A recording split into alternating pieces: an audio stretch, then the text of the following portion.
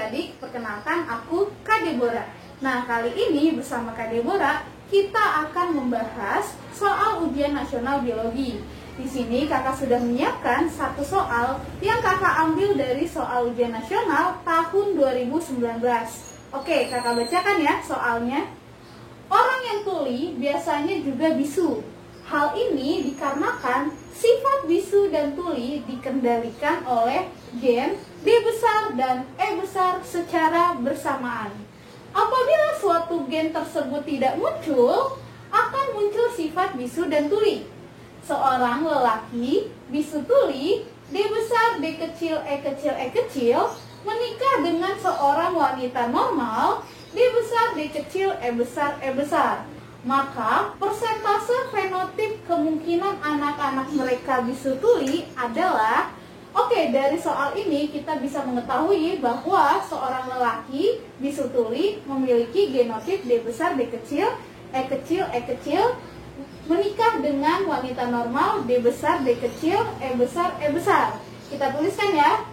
Jadi ada seorang laki-laki memiliki genotip D besar D kecil E kecil E kecil menikah dengan seorang wanita yang memiliki genotip D besar D kecil E besar E besar.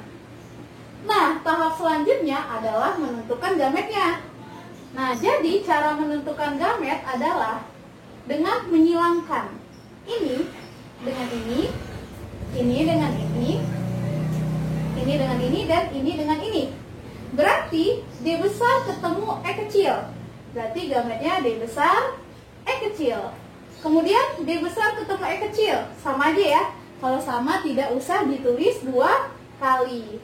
Selanjutnya yang bawah, D kecil ketemu E kecil. Berarti D kecil E kecil. Kemudian D kecil ketemu E kecil.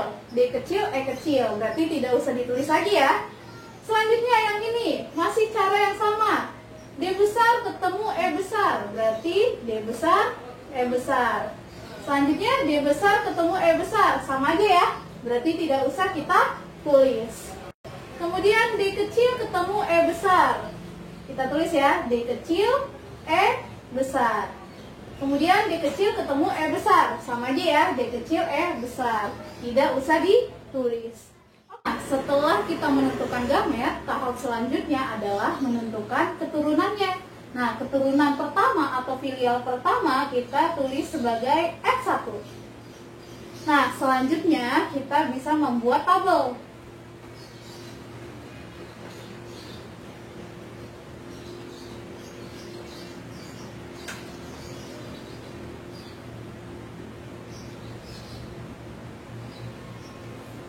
Nah, pada tabel ini kita masukkan gametnya ya.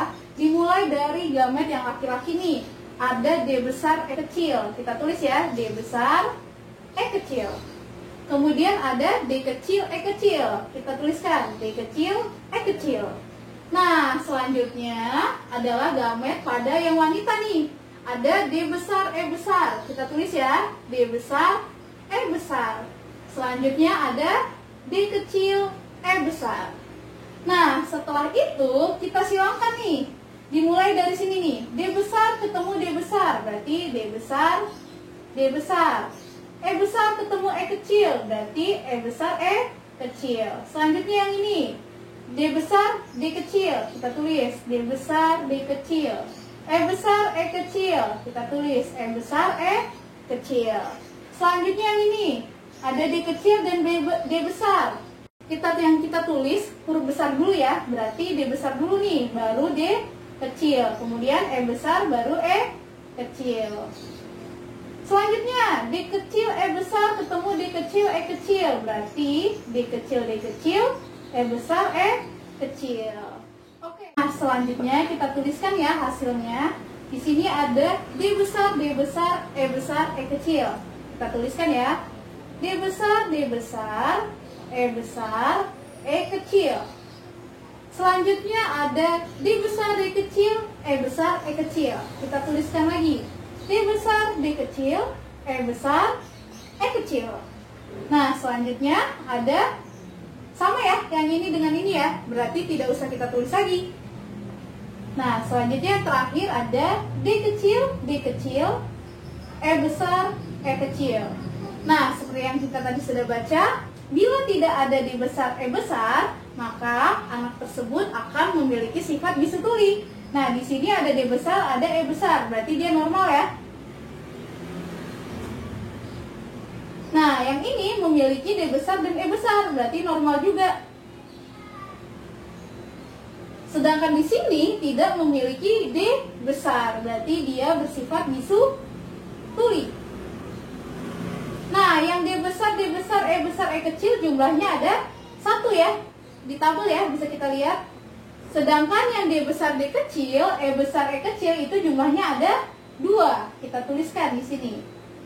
Dan yang terakhir, yang bersifat bisu tuli, yaitu D kecil, E besar, E kecil, itu berjumlah 1.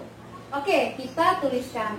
Nah, yang ditanya adalah persentase fenotip anaknya yang bisu tuli. Kita tulis di sini, persentase bisu tuli.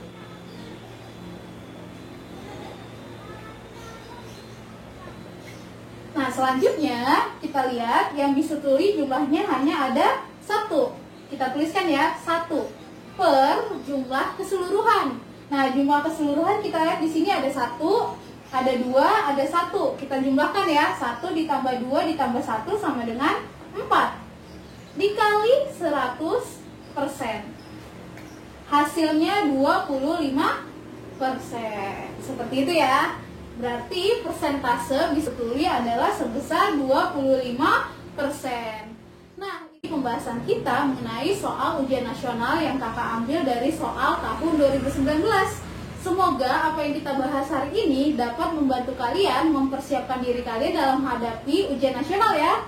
Terus berlatih, tetap semangat, kalian pasti bisa. Sampai jumpa di video selanjutnya. Dadah!